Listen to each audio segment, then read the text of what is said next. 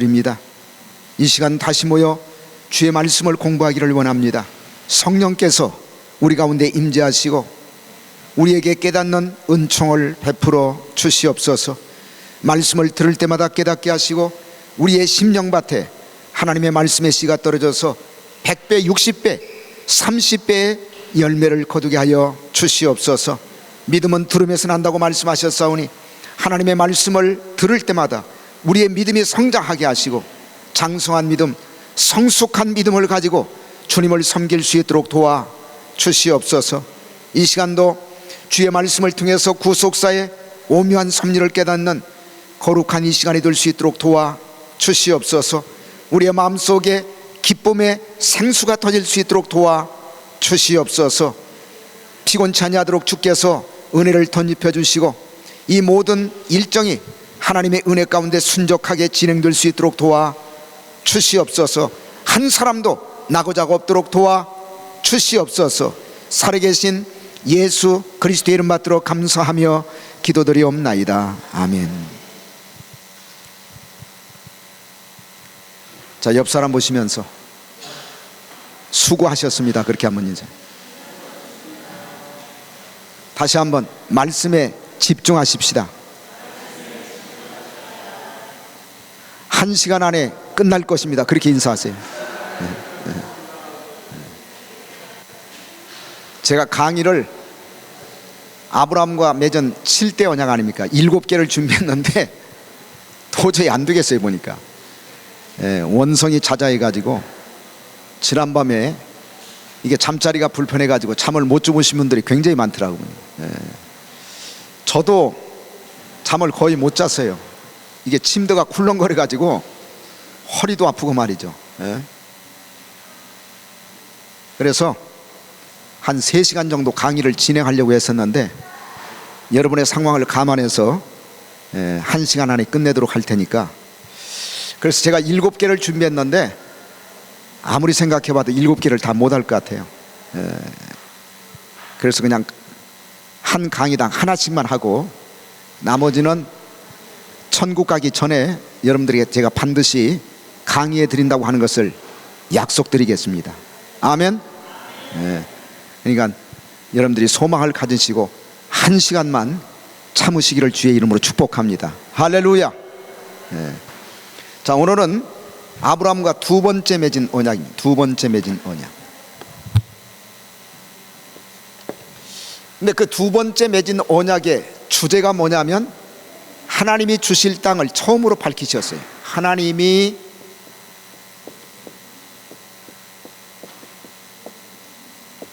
처음으로 밝히셨어요.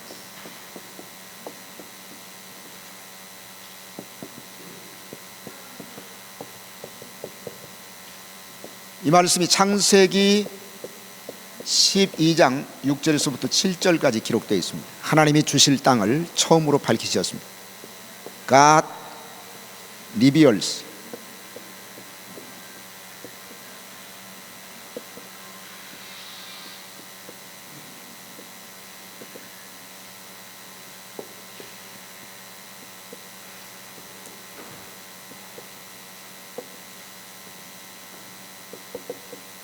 First time.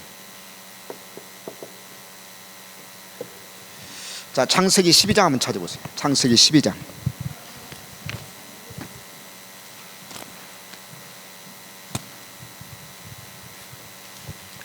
자, 6절과 7절 같이 읽겠습니다. 창세기 12장 6절과 7절 말씀.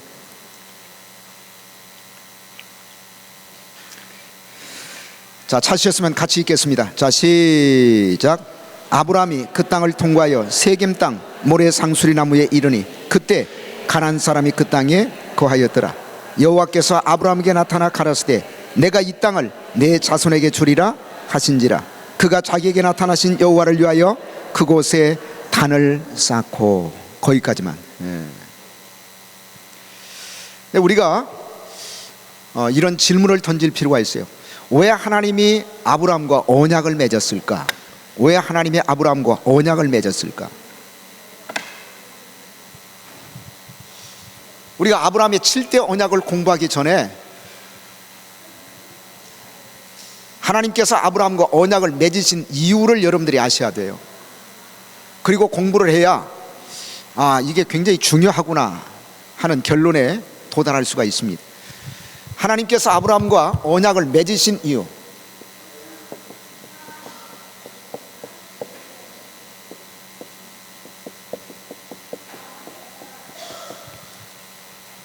저는 두 가지라고 생각합니다. 첫째는 뭐냐면 하나님 나라 건설, 하나님 나라 건설의 일꾼 혹은 주역, 하나님 나라 건설의 주역으로 사용하시기 위해서.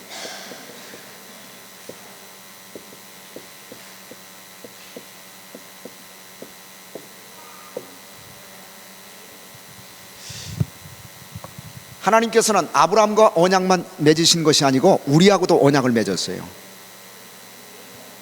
하나님이 누구하고도 언약을 맺었다고요? 우리하고도 언약을 맺었어요.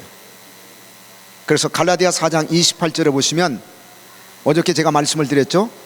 우리는 이삭과 같이 약속의 자녀다. 약속의 자녀다. 우리는 이삭과 같이 약속의 자녀다. 다른 말로 얘기하면 언약의 자녀라는 얘기입니다. 언약의 자녀. 우리는 예수님의 피로 맺은 새 언약의 일꾼들이에요. 일꾼들. 그러면 왜 하나님께서 아브라함과 언약을 맺었느냐?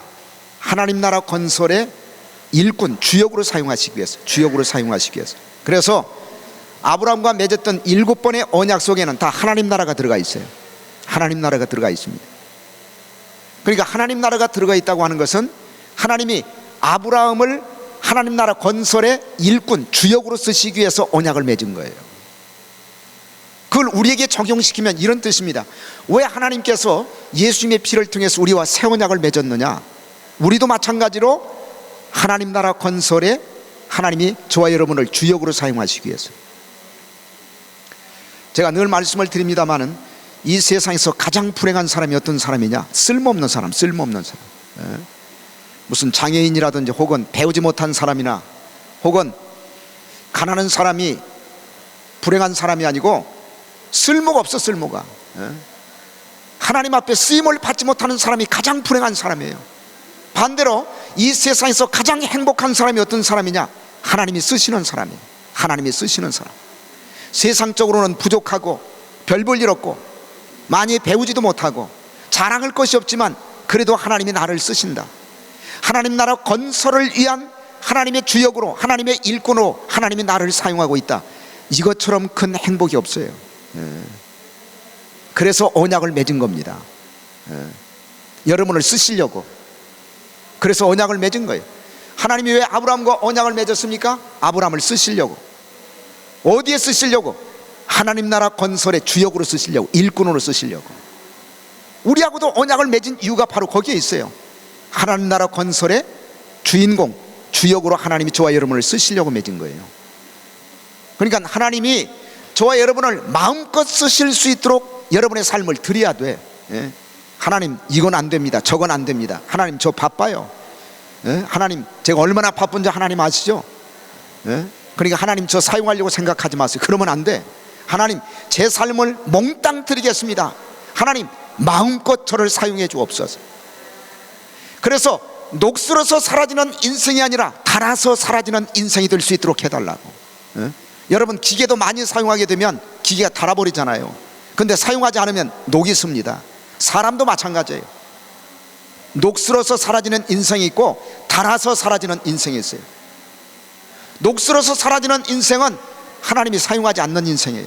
그러니까 녹이 슬어. 영혼의 녹이 슬고 마음의 녹이 슬고 말이죠. 근데 하나님이 사용하는 인생은 하나님은 너무나 많이 사용해가지고 다 닳아버렸어요. 닳아버렸어요. 그런 인생이 되시기를 주의 이름으로 축복합니다. 할렐루야. 저는 목사가 되고 난 다음에 이런 생각을 해봤어요.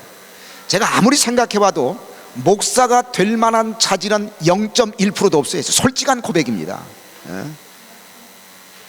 제 어렸을 적 꿈이 뭐냐면 가수가 돼가지고 전국을 돌아다니면서 노래 부르는 게 제 꿈이었어요.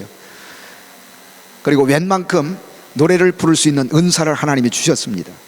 그래서 제가 예수 믿기 전에 대중가요를 한 200곡 정도 제가 알았었는데, 제가 예수 믿고 목사가 되고 난 다음에 사회를 보면 찬송가를 불러야 되잖아요. 그래가지고 예배 끝나고 나면 한 3사람이 꼭 찾아와. 왜 찾아오느냐? 목사님, 나훈아처럼 노래 부르지 마세요. 찬송가를 유행가처럼 부르지 마세요. 하도 그 얘기를 해가지고 나중에는 한 30cm 떨어져가지고 내가 사회 보면서 찬송을 부른 적이 있거든요. 근데 하나님이 어느 날 갑자기 내 인생을 확 틀어가지고 말이죠, 목사를 만들었단 말이죠. 아무리 생각해봐도 나 같은 사람이 목사가 돼서는 안 되는데 하나님이 저를 목사로 만들었어요. 그러니까 목사로 만들으니까 제가 순종할 수밖에 없죠. 어떤 때는 갈등도 많고 도망가고 싶은 생각도 많고, 그런데 한편으로는 또 이런 생각이 들어요. 하나님, 나 같은 것을 사용해 주셔서 감사합니다. 하나님, 나 같은 것을 하나님이 써주시니 감사합니다. 그 생각이 제 마음속에 계속 남아 있어요.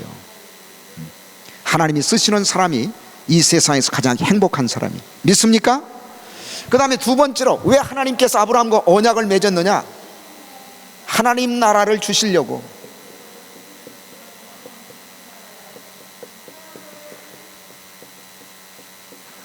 이게 사실은 궁극적인 목적이에요. 하나님 나라를 주시려고. 왜 하나님이 아브라함을 부르시고 그 다음에 언약을 맺었느냐? 하나님이 아브라함을 통해서 일을 하시고 궁극적으로 그를 통해서 만들어질 하나님 나라를 그에게 선물로 주시려고. 우리도 마찬가지예요. 왜 하나님이 우리와 언약을 맺었느냐? 그것은 궁극적인 목적이 뭐냐면 우리에게 하나님 나라, 천국을 선물로 주시려고. 그렇다면 우리 손해보는 장사 아니죠. 그렇지 않겠어요? 아니, 천국을 우리가 선물로 받는다면 우리가 아무리 주님을 위해서 일하고 희생하고 헌신한다 할지라도 손해보는 장사 아닙니다. 남는 장사예요. 남는 장사. 그러면 하나님이 아브라함에게 하나님 나라 천국을 선물로 주셨을까요? 안 주셨을까요? 주셨을까요? 안 주셨을까요? 그게 어디에 나와 있어요? 그냥 감으로 주셨을 것 같다. 구체적으로 성경 구절 어디에 나와 있습니까? 자, 하나님이 아브라함과 언약을 맺고 하나님 나라 건설을 위해서 하나님이 아브라함을 사용하셨어. 그리고 하나님이 아브라함에게 하나님 나라를 선물로 주셨어요. 선물로 주셨다. 그게 어디에 나와 있어요? 자, 마태복음 8장 11절 한번 찾아보세요.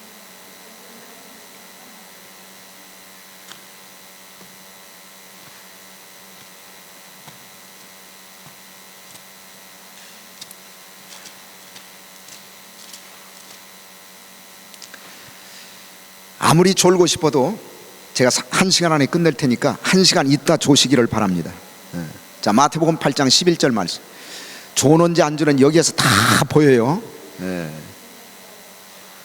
제가 졸고 있는 사람 갑자기 제가 일어세워가지고 질문을 던지도록 하겠습니다.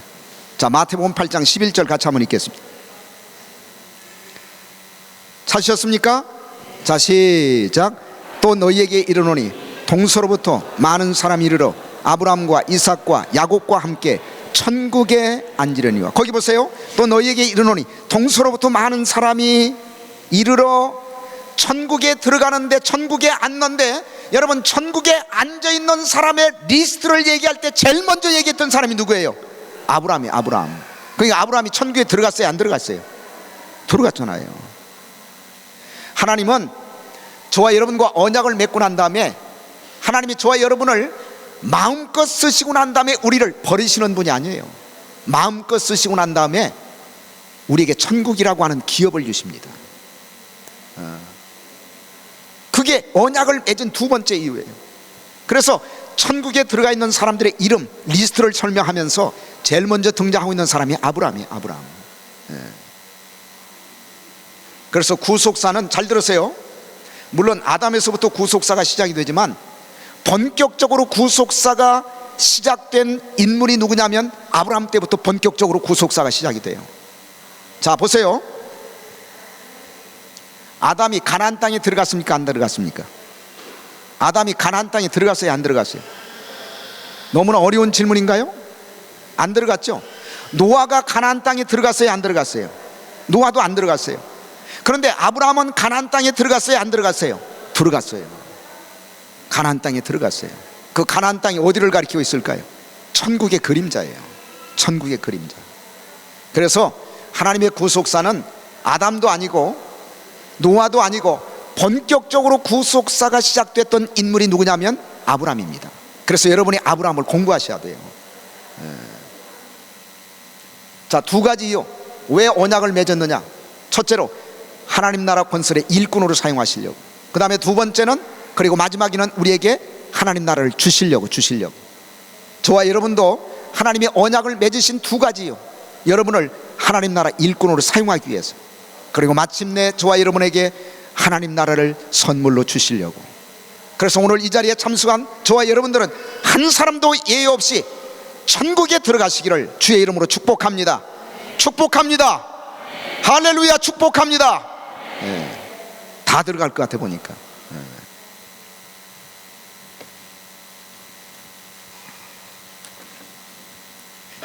자, 두 번째 언약입니다. 첫째로는 시기와 장소입니다. 시기와 장소. 자, 결론적으로 얘기하면 시기는 아브라함 75세예요. 75세. 그 다음에 장소는 세겜입니다.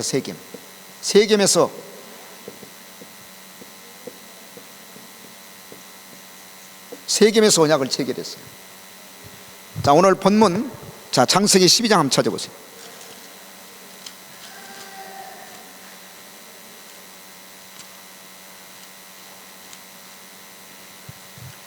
자, 창세기 12장 같이 한번 읽겠습니다. 자, 4절부터 같이 한번 읽겠습니다. 4절부터. 자, 시작.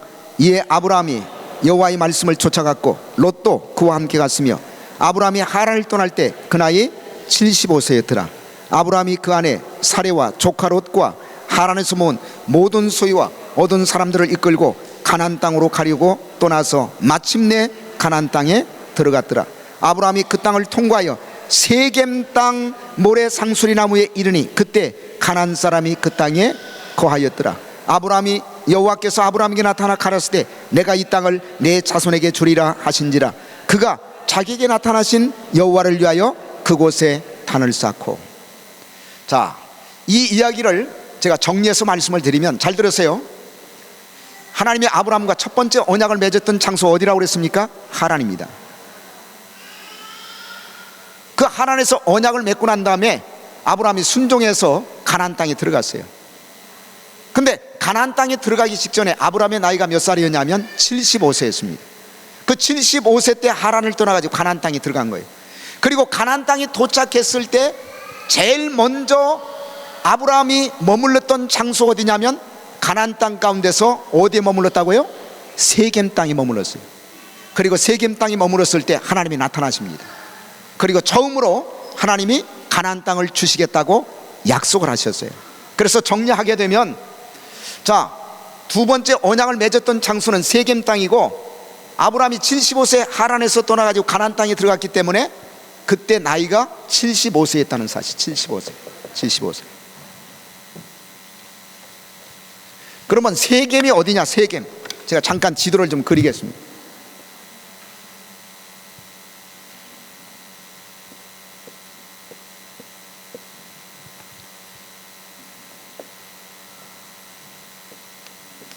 자, 보세요.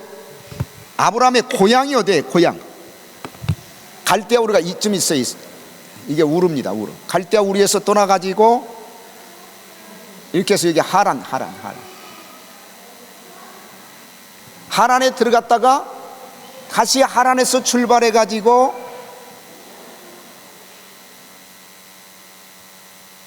이게 세겜이에요. 세겜.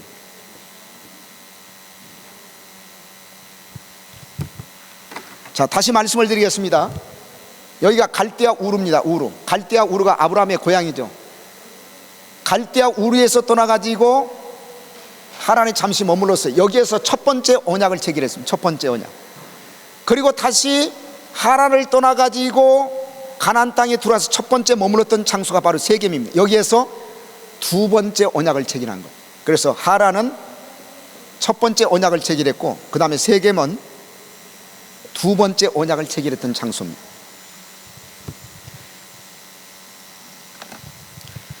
자, 언약의 내용을 이제 구체적으로 한번 살펴보도록 하겠습니다. 언약의 내용.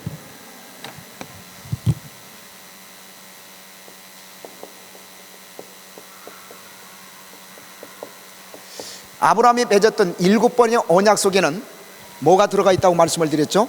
하나님 나라가 들어가 있어요. 하나님 나라. 자, 첫째로 하나님께서는 아브라함에게 땅을 약속하셨습니다.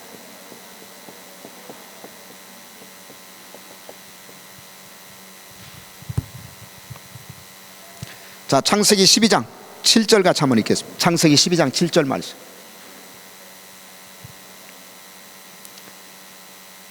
자, 12장 7절 말씀. 자, 성경을 다 펼치시고, 자, 시작. 여호와께서 아브라함에 나타나 가라사대 내가 이 땅을 내 자손에게 주리라. 자, 아브라함이 세겜에 도착을 했어요. 그때 이제 하나님이 처음으로 나타나셨는데, 하나님이 나타나셔가지고 무슨 말씀을 하셨냐면, 내가 이 땅을 내 자손에게 주리라. 내가 이 땅을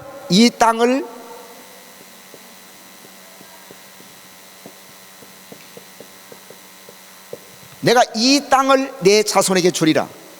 근데 이 땅이라는 말이 히브리 원문 성경에 보시면 하아레츠 하조트라고 되어 있어요. 하아레트 하조트.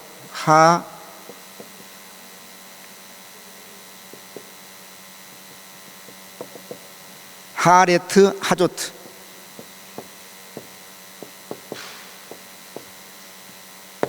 하아레트 하조트라고 되어 있는데, 이게 무슨 얘기냐면 바로 그 땅, 바로 그 땅, 이런 뜻이에요. 바로 그 땅. 그러니까 이게 무슨 얘기냐면, 아브라함이 지금 하란에 머물러 있었거든요. 하란에 머물러 있는데 하나님이 나타나 가지고 뭐라고 말씀하셨냐면, 내가 이 땅을 내 자손에게 주리라. 근데 좀 더 정확하게 얘기하면, 네가 지금 발을 딛고 서 있는 바로 그 땅, 바로 그 땅을 내 자손에게 줄 것이다. 바로 그 땅을 내 자손에게 줄 것이다. 그러면 바로 그 땅이 뭐냐면, 첫째는 이게 세겜 땅이에요. 세겜.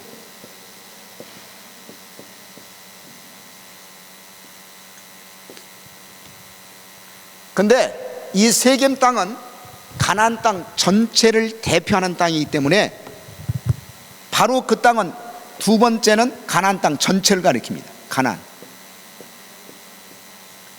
가나안 땅 전체를 가리키고 있어요.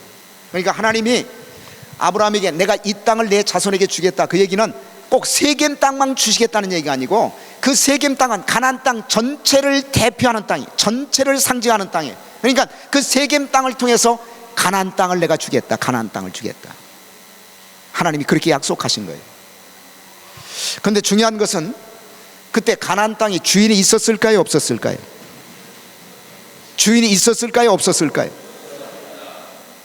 어떻게 알 수가 있어요? 자, 6절 한번 읽어요. 6절 한번 찾아보세요. 6절.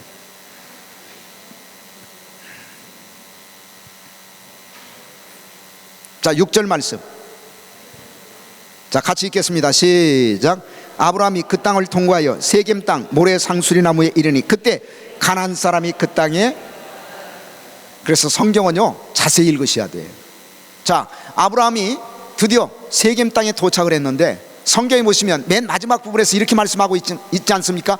그때 가나안 사람이 그 땅에 거하였더라. 왜 이런 표현을 집어넣느냐?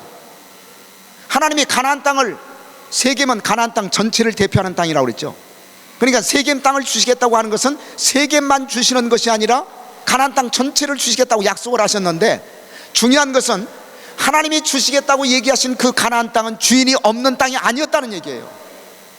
주인이 있었어요. 그 주인이 바로 가나안 사람들이었습니다. 근데 주인이 있는 땅인데 하나님이 주시겠다고 하니까 그 믿기가 힘들죠. 예를 들어가지고 하나님이 지나가시다가, 야, 저 집 좋지? 너무 좋습니다. 야, 내가 이 집 너한테 줄게. 근데 거기에 주인이 살고 있어. 주인이 살고 있는데 하나님이 나한테 주신다고 하니까, 에이, 하나님, 주인이 없는 집을 주셔야지. 아니, 주인이 살고 있는데 어떻게 저한테 주시겠다고 얘기하십니까? 그렇게 생각할 수가 있잖아요. 아브라함의 믿음은 뭐냐면, 육신적으로 봤을 때는 이게 불가능해 보여요. 왜? 거기 주인이 있어. 지금 가나안 땅 사람들이 살고 있어. 그럼에도 불구하고 하나님이 주시겠다고 얘기했을 때 육신적인 생각으로는 불가능해 보이지만 그걸 믿었다는 사실, 그게 믿음이에요. 그래서 믿음이라고 하는 것은 뭐냐? 불가능해 보이지만 하나님이 말씀하시면 그 말씀을 붙들고 믿는 것, 그게 믿음이에요. 믿음. 예? 아니 생각으로 다 가능해 보이면은 누가 못 믿을 사람이 누가 있어요? 근데 육신적인 생각으로 아무리 생각해봐 이거 불가능해. 불가능하지만 하나님이 말씀하실 때 그걸 믿는 것이 믿음이에요. 아멘. 자, 두 번째는 하나님이 자손을 약속하셨어요. 자손.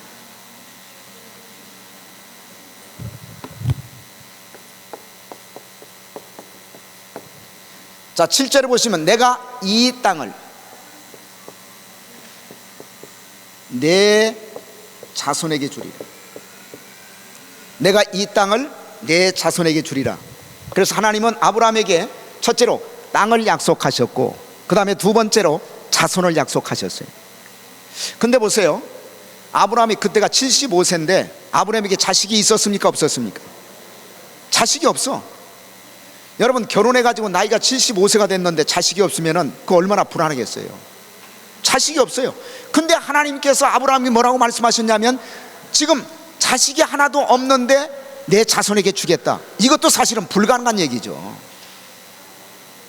지금 땅을 주시겠다고 얘기했을 때 주인이 있는데 주시겠다고 약속하셨고 자식이 없는데 내 자손에게 주시겠다고 약속하셨으니까 이 둘 다 사실은 현실적으로 봤을 때는 불가능해요.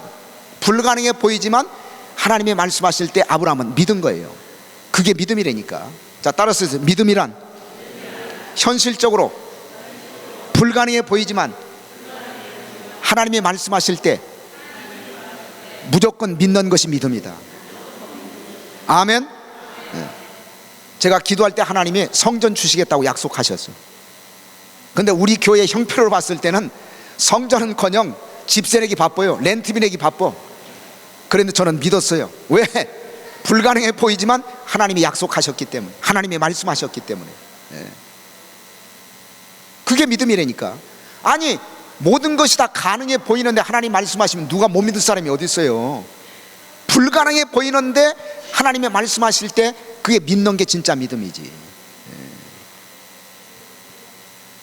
자, 세 번째로 하나님의 주권을 나타내셨어요. 하나님의 주권.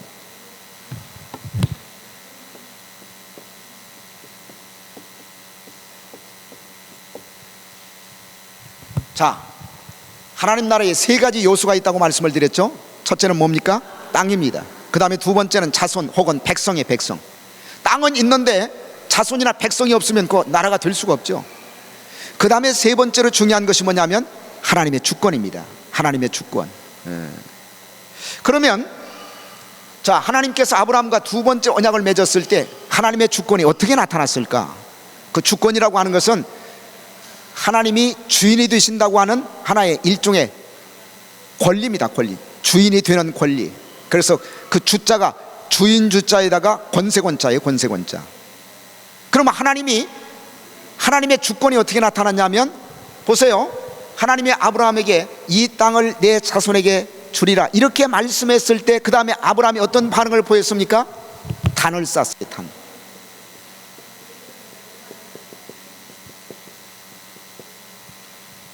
자, 7절 다시 한번 읽겠습니다. 7절 말씀.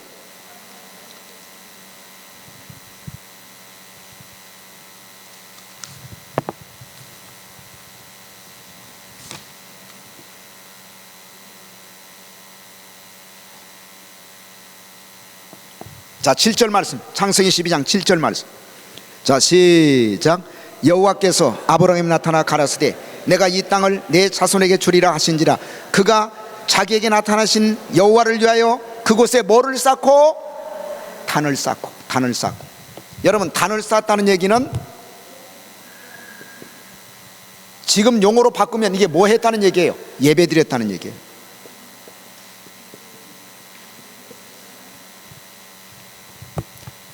예배라고 하는 것을 우리가 여러 가지 측면에서 설명할 수가 있지만 예배란 뭐냐? 하나님이 우리의 주권자가 되심을 인정하고 고백하는 행위예요. 자, 자, 따라서 하세요. 예배란 하나님이 우리의 주인 되심을, 우리의 주권자가 되심을 인정하고 고백하는 행위다. 그러니까 하나님께서 아브라함에게 내가 이 땅을 내 자손에게 줄 것이다, 내가 줄 것이다, 이렇게 말씀했을 때 아브라함이 단을 쌓았다, 예배를 드렸다고 하는 것은 하나님의 주권을 인정하고 고백한 거예요. 하나님의 주권을 인정하고 고백한 겁니다. 그래서 우리가 예배를 왜 드리느냐, 우리가 주일날 오늘도 예배를 드렸죠. 11시 예배를 드렸는데 우리가 예배를 드리는 목적 가운데 하나가 뭐냐면 하나님이 주권자이시다, 하나님이 주인이시다, 하나님이 우주 만물의 주인이실 뿐만 아니라 하나님이 내 인생의 주인이시다, 이것을 인정하고 고백하는 사람은 예배를 드리게 되어 있어요. 그리고 예배를 통해서 하나님이 내 인생의 주인이시다, 이것을 인정하고 고백하는 겁니다. 예배 안 드리는 사람은요, 자기가 주인이야. 자기가 자기 인생의 주인이야. 그러니까 자기 마음대로 살아가요. 그러나 예배 드리는 사람은 하나님이 내 인생의 주인이세요. 그래서 자기 마음대로 살아가지 않고 하나님의 뜻대로 살아갑니다. 내가 가고 싶어도 하나님이 가지 말라 그러면 안 가. 내가 하고 싶어도 하나님이 하지 말라 그러면 안 해.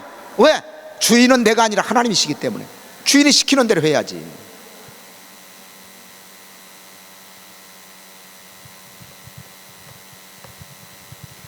그래서 예배는요, 두 가지 의미가 있어요. 첫째는 뭐냐면 하나님의 주권을 인정하는 거예요. 주권. 예배는 뭐냐? 하나님의 주권을 인정하는 겁니다. 오늘 11시 예배 드린 사람들은 하나님이 내 인생의 주인 되심을 다 인정한 사람들이에요. 할렐루야. 그리고 예배는 뭐냐? 이 예배를 통해서 하나님 나라가 확장돼요.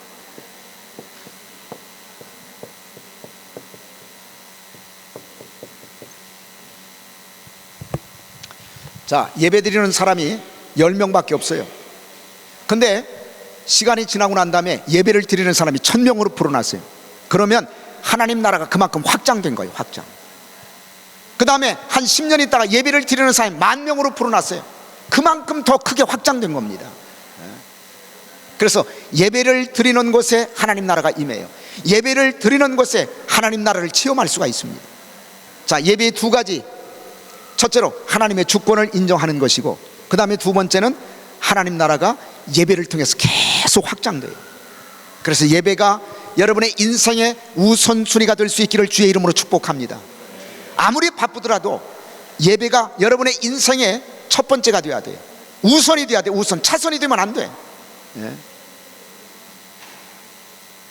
근데 예배 안 드리고 놀러 가는 사람 있죠? 예배가 우선이 아니야. 놀러 가는 게 우선이고 예배는 차선입니다. 우리 예수 믿는 사람은 예배가 우선이 돼야 돼요. 그리고 예배를 드릴 때 뭐가 확장된다고요? 뭐가 확장된다고요? 하나님 나라가 확장돼요. 하나님 나라가 확장됩니다. 자, 마지막 네 번째, 구속사적 의미입니다. 구속사적, 두 번째 언약의 구속사적 의미.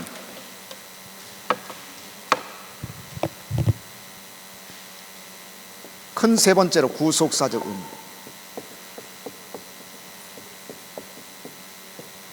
첫 번째는 시기와 장소, 그 다음에 두 번째는 언약과 하나님 나라, 그 다음에 세 번째는 구속사적인 의미. 구속사적인 의미. 자, 7절 다시 한번 읽겠습니다. 자, 7절 말씀 이제 다 끝났어요. 자, 10분 안에 끝내도록 하겠습니다. 자, 7절. 자, 시작. 여호와께서 아브라함이 나타나 가라사대 내가 이 땅을 내 자손에게 주리라 하신지라.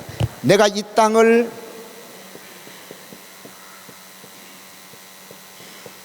내 자손에게 주리라 하신지라.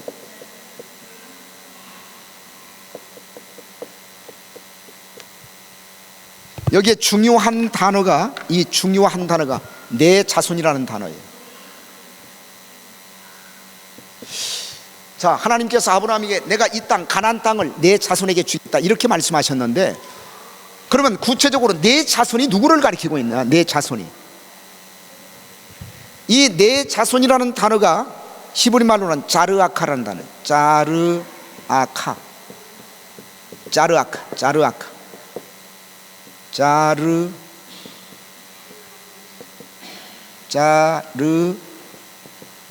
자, 내 자손이라는 단어가 히브리 말로 자르아카라는 단어. 자, 따라서 해보세요. 자르아카. 자르아카. 이 자르아카라는 단어는 이게 남성 단수예요. 여러분, 단수라는 얘기가 무슨 얘기입니까? 한 사람을 얘기하는 거예요. 한 사람. 이게 복수가 아니야, 복수. 우리가 생각할 때는 아브라함의 자손이 엄청나게 많죠. 그러니까 아브라함의 자손에게 주시겠다고 하는 말씀을 우리는 복수로 생각할 수가 있는데, 원문 성경에 보면 이 자르아카라는 단어가 남성 단수라니까. 남성 단수.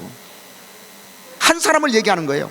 그러면 1차적으로 내 자손에게 주겠다. 그러면 1차적으로 누구를 얘기하고 있을까요? 한 사람 얘기하면 이삭을 얘기하지. 이삭. 예? 이삭을 얘기하죠.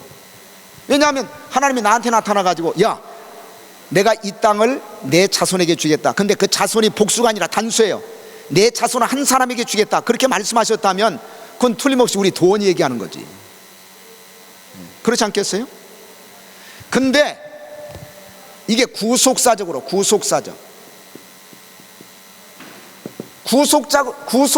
측면에서 봤을 때는, 혹은 궁극적인 측면에서 봤을 때는 그 자손은 누구를 가리키냐면 바로 예수님을 가리켜요. 예수님을 가리키고 있어요. 예수님. 자, 갈라디아서 3장 16절 한번 찾아보세요. 제가 성경에 없는 얘기하면 여러분이 믿지 않아도 괜찮아요. 근데 성경이 그렇게 말씀하고 있어요. 네? 자, 갈라디아 3장 16절 말씀.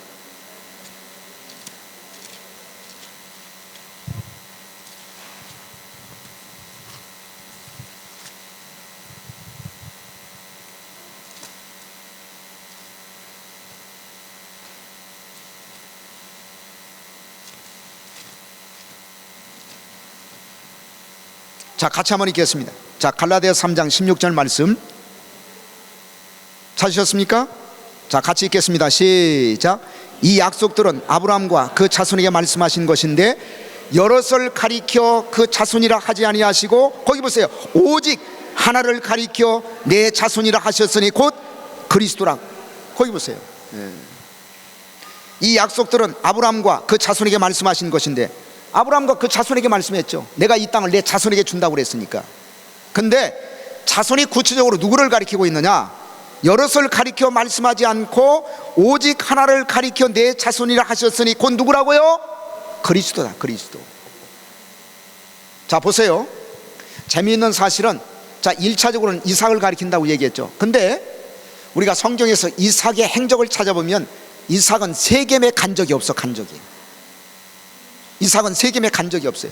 그러니까 이것은 궁극적으로 혹은 구속사적인 측면에서 봤을 때는 내 자손에게 주겠다. 그 얘기는 뭐냐면 예수님에게 주시겠다는 말씀이에요. 근데 예수님은 세겜에 갔을까요? 안 갔을까요? 세겜에 가셨어. 예? 그러니까 영적으로도 맞고 그 다음에 육신적으로도 맞아요. 이삭은 세겜에 간 적이 없다니까. 근데 예수님은 세겜에 가셨어. 세겜에 가가지고 누구 만난 줄 아세요? 사마리아 여자 만났어요. 사마리아 여자. 자, 요한복음 4장 한번 찾아보세요.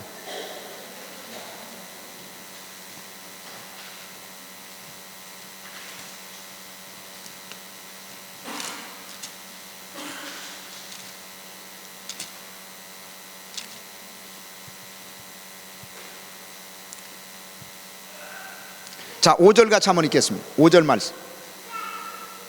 자, 5절과 6절 말씀. 요한복음 4장 5절과 6절. 이 구절이 울려가지고 잘 안 들린다고 얘기하는데 다시 말씀을 드립니다. 4장 5절과 6절 말씀. 자, 시작. 사마리아에 있는 수가라는 동네에 이르시니 야곱이 그 아들 요셉에게 준 땅이 가깝고 또 거기 또 야곱의 우물이 있더라. 거기 보세요. 사마리아에 있는 수가라 하는 동네에 이르니 야곱이 그 아들 요셉에게 준 땅이 가깝고, 자, 야곱이 제이콥 그 아들 조셉,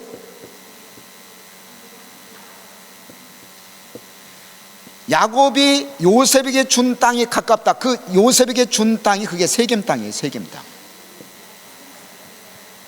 야곱이 요셉에게 준 땅이 무슨 땅이라고요? 세겜 땅. 야곱이 그 아들 요셉에게 준 땅이 가깝고 세겜 땅이 가깝고, 거기 또 세겜 땅 근방에 뭐가 있었느냐? 야곱의 우물이 있었어요. 야곱의 우물.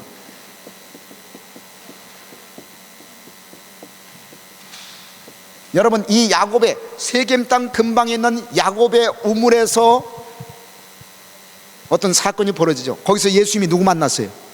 사마리아 여자 만났어요. 그러니까 예수님께서 사마리아 여자를 만났던 그 야곱의 우물이 어디 있었냐면 세겜 땅에 있었어요. 세겜 땅. 그러니까 예수님은 세겜 땅을 직접 가셨다니까. 자, 창세기 48장 22절 한번 찾아보세요. 창세기 48장 22절 말씀.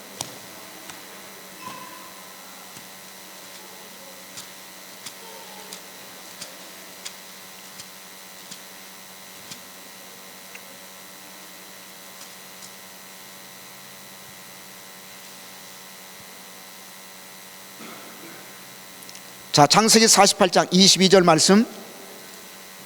자, 같이 읽겠습니다. 자, 21절부터 이해를 돕기 위해서. 자, 시작. 이스라엘이 요셉에게 또 이르되 나는 죽으나 하나님이 너희와 함께 계시사 너희를 인도하여 너희 조상의 땅으로 돌아가게 하시려니와 내가 내게 내 형제보다 일부분을 더 주었나니 이는 내가 내 칼과 활로 아모리 족속의 손에서 빼앗은 거지. 지금 야곱이 죽기 전에 요셉에게 무슨 얘기를 남겼냐면 22절에 보시면 내가 내게 내 형제보다 일부분을 더 주었다. 일부분을 더 주었다.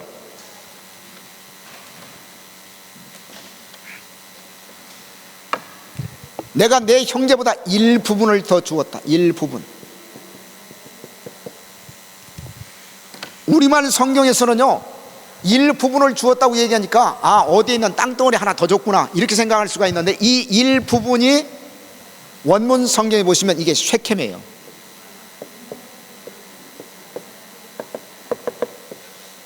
일부분이 뭐냐면 이게 쉐켐입니다. 쉐켐. 그러니까 일부분을 더 줬다는 얘기는 하나님께서 야곱이 자기가 가장 사랑했던 아들 요셉에게 다른 형제들보다 세겜 땅을 더 준 거예요. 세겜 땅. 세겜 땅을 더 준 겁니다. 그러니까 야곱이 요셉에게 준 땅이 가깝고, 그 얘기는 세겜 땅을 얘기하고 있어요. 세겜 땅. 거기에 이제 야곱의 우물이 있었고, 야곱의 우물에서 예수님이 누구를 만났다고요? 사마리아 여자를 만났어요. 그러니까 육신적으로도 봤을 때 예수님은 직접 세겜 땅을 가신 분이라니까. 말씀을 이루기 위해서 말이죠. 자, 정리를 하면 보세요. 하나님께서 아브라함에게 내가 이 땅을 내 자손에게 주겠다. 근데 그 내 자손이 사실은 이삭이 아니라 궁극적으로 누구를 얘기하고 있다고요? 예수님을 얘기하고 있어요. 그러면 이 땅은 어디를 가리키고 있습니까? 가나안 땅을 얘기하고 있죠. 가나안 땅은 뭐의 상징이에요? 천국의 상징이에요. 그러니까 하나님께서 내가 이 땅을 내 자손에게 주겠다, 그 얘기는 바로 천국의 주인이 누구시라는 것을 선언하고 있는 겁니까? 예수님이 천국의 주인이시다, 그 얘기예요.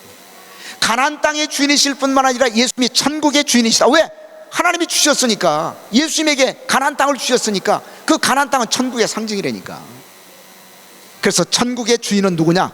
예수님이 천국의 주인이에요. 할렐루야. 그래서 주인을 여러분이 잘 알아보셔야 돼. 천국의 주인이 누구라고요? 예수님, 예수님. 자, 누가복음 23장 한번 찾아보세요. 누가복음 23장.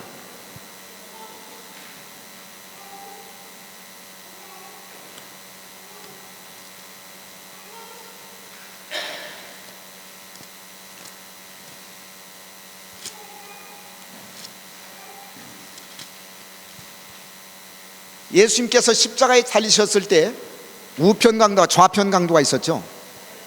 좌편 강도는 끝까지 예수님을 비방을 했어요. 근데 우편 강도는 한순간 사람이 돌변해 가지고 그 예수님을 비방하는 좌편 강도를 꾸짖었습니다. 그러면서 예수님에게 마지막 이런 유언을 남겼어요. 우편 강도가. 자, 41절부터 42절까지. 자, 시작. 우리는 우리의 행한 일에 상당한 보응을 받는 것이니 이에 당연하거니와 이 사람의 행한 것은 옳지 않은 것이 없느니라 하고 가로되 예수여 당신의 나라에 임하실 때 나를 생각하소서. 여러분, 우편 강도가 마지막 유언처럼 남겼던 고백이 뭐냐면 예수님을 향해서 예수여 당신의 나라에 임하실 때. 여러분, 당신의 나라가 무슨 나라입니까? 이게 천국이에요, 천국. 근데 이 우편강도는 천국을 가리켜서 무슨 나라라고 얘기했냐면 천국은 당신의 나라입니다. 당신의 나라입니다.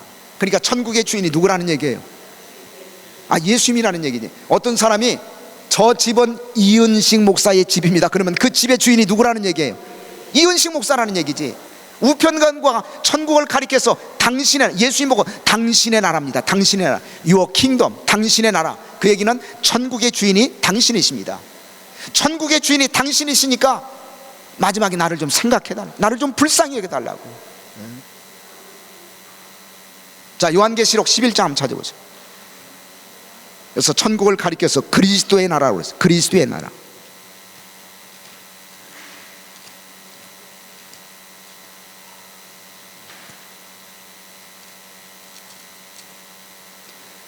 자, 요한계시록 11장 15절 한번 찾아보세요.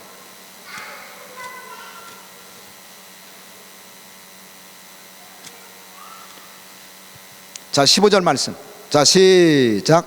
일곱째 천사가 나팔을 불 때 하늘에 큰 음성이 나서 가로되 세상 나라가 우리 주와 그 그리스도의 나라가 되어. 거기 보세요.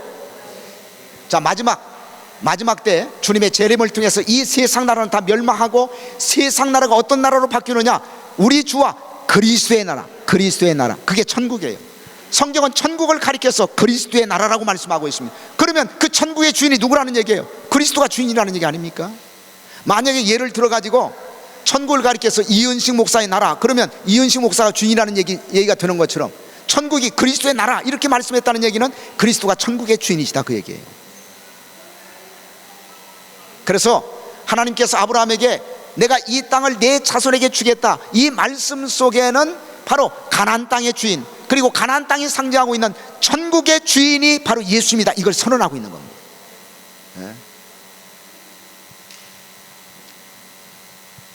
그러면 우리도 천국에 들어갈 수가 있을까요? 들어갈 수가 있을까요? 우리가 천국에 들어가기 위해서는 두 가지 믿어야 돼요. 두 가지.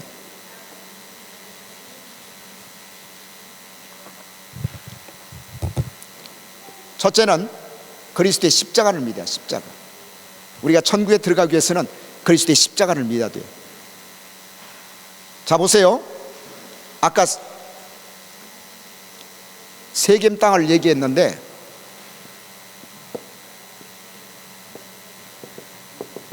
이 쉐켐이라는 명사는 샤캄이라는 동사에서 유래가 됐습니다.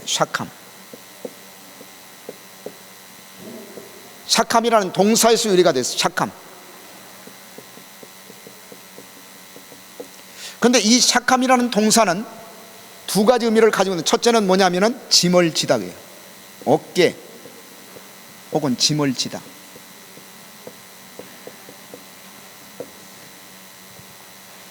그래서 세겜은요, 구속사적으로 굉장히 중요한 장소입니다. 아까도 말씀을 드렸던 것처럼 세겜은 나중에 이제 가나안 땅 전체를 대표하는 땅이 됐어요. 근데 이게 구속사적으로 왜 중요하냐면, 첫째로 세겜은 예수님의 십자가를 가리키고 있어요. 예수님의 십자가. 그래서 이 쉐켐이라는 단어가 샤캄이라는 동사에서 유래가 됐는데, 첫째는 뭐냐면 어깨 혹은 짐을 지다, 이런 뜻이에요. 아니, 예수님께서 인류의 모든 짐을 어깨에 짊어지고 돌아가신 장소가 십자가 아닙니까? 그래서 이 쉐켐은 뭐냐? 첫째로 예수님의 십자가를 가리키고 있어요. 그 다음에 두 번째로 이것은 예수님의 부활을 가리키고 있습니다.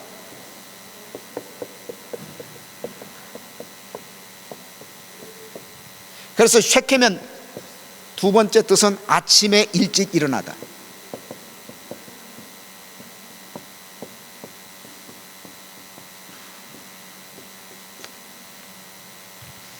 쉐켐의 두 번째 뜻, 샤캄의 두 번째 뜻은 뭐라고요? 아침에 일찍 일어나다. 예수님께서는 십자가에 달려 돌아가시고 사흘째 되는 날 새벽에 일어나셨잖아요. 그게 부활입니다. 예수님의 부활.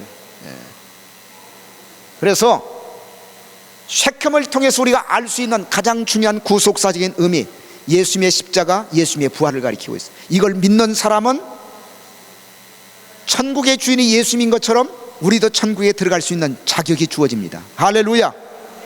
여러분, 예수님의 십자가 믿습니까? 예수님이 내 죄를 위해서 십자가에 돌아가셨다는 사실을 믿습니까? 그리고 그분이 사흘 만에 죽은 자 가운데서 다시 살아나셨다는 사실을 믿습니까? 이 두 가지를 믿으면 천국의 주인이신 예수님을 통해서 우리도 천국에 들어갈 수 있는 자격이 주어져요.